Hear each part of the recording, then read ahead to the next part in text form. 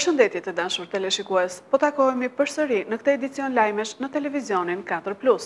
Fshati Manasufaj, një vend i bekuar me natyrë shumë të bukur, është lënë në harres nga institucionet shtetërore për më shumë se 30 vite. Banorët u kërkojnë institucioneve që të kthejnë vëmendjen nga ata me qëllim që fshati mos të braktiset. Fshati Manasufaj, i cili ndodhet në njësinë administrative Ballagat, një vend i bekuar me natyrë shumë të bukur, është lënë në harres nga institucionet shtetërore për më shumë se 30 vite.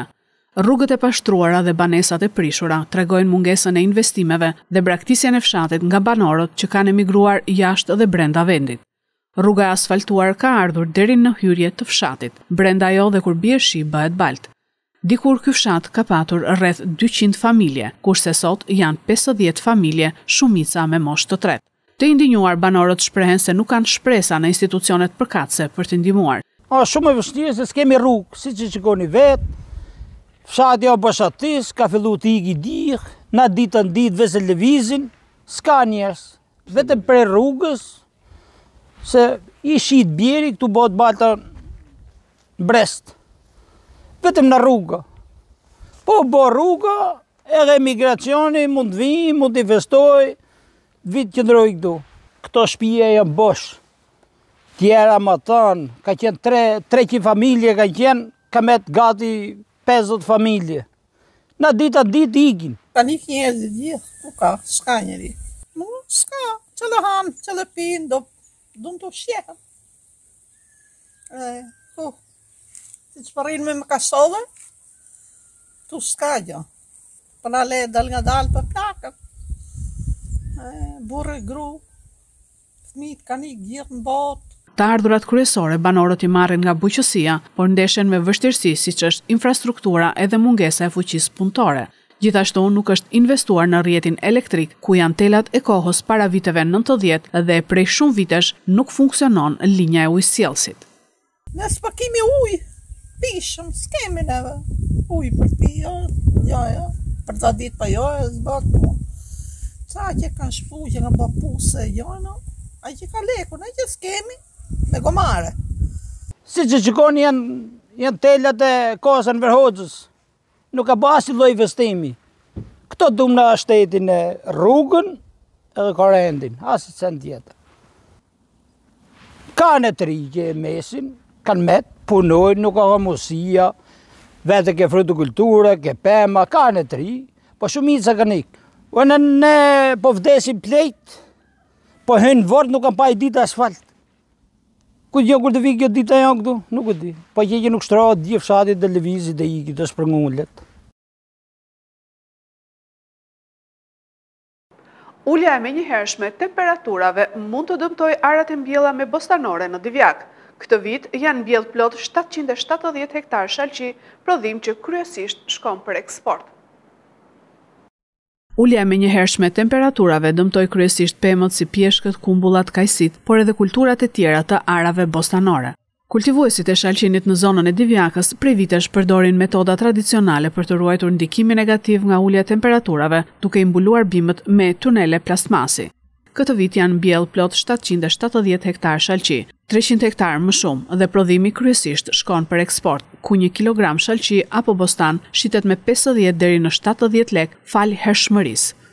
Avantazhi me tunele. Gjithsesi, sipërfaqet e shtuara të këtij viti në mungesë të kontratave me grumbulluesit mund të çojnë efektin e kundërt atë të rënies së çmimit të shitjes, duke krijuar humbje të konsiderueshme fermerëve. Ruajtjen e kulturave nga të ftohtit, fermerët këtë vit po e eksperimentojnë edhe në kultura të tjera si patatja. Kryeministri Rama dhe kryedemokrati Berisha kanë replikuar në distancë për Dash Sulën. Rama e fton në Partinë Socialiste, kurse Berisha thotë që vendi i tij është në Partinë Demokratike. Fushata zgjedhore karakterizohet edhe nga largimet nga një forcë politike tek tjetra e kandidatëve të pakënaqur.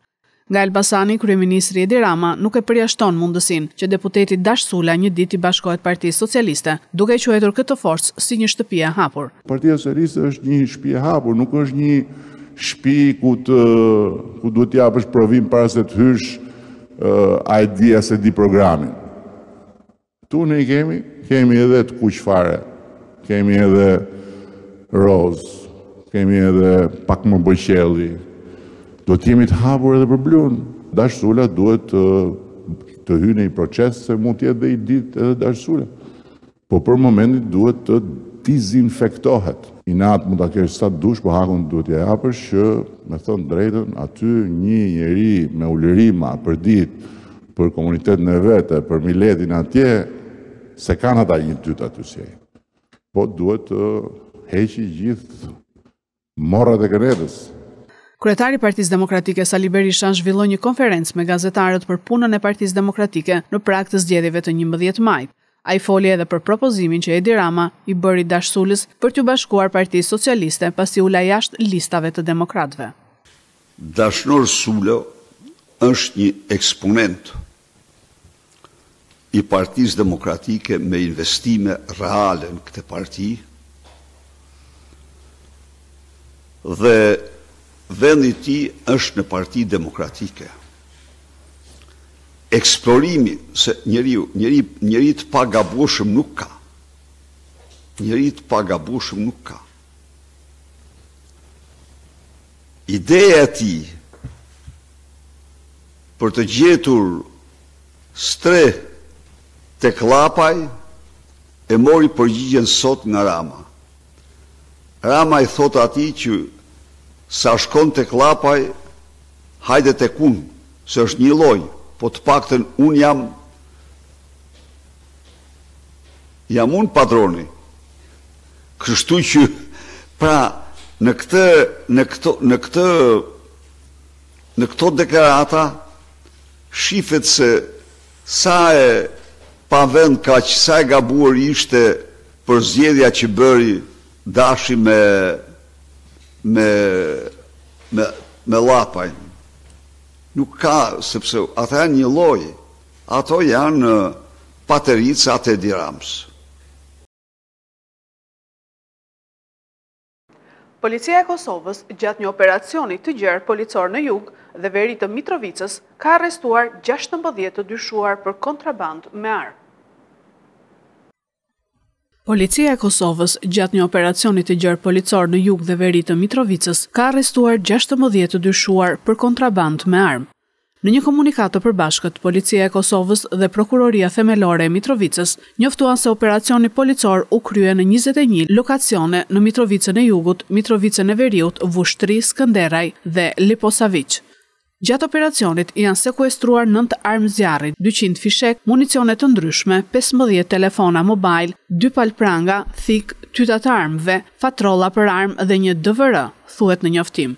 Operacioni vjen pas hetimeve disa mujore dhe u krye nga Drejtoria për hetimin e krimit të organizuar dhe krimeve të rënda, me mbështetjen e njësive policore dhe Inspektoriatit Policor të Kosovës.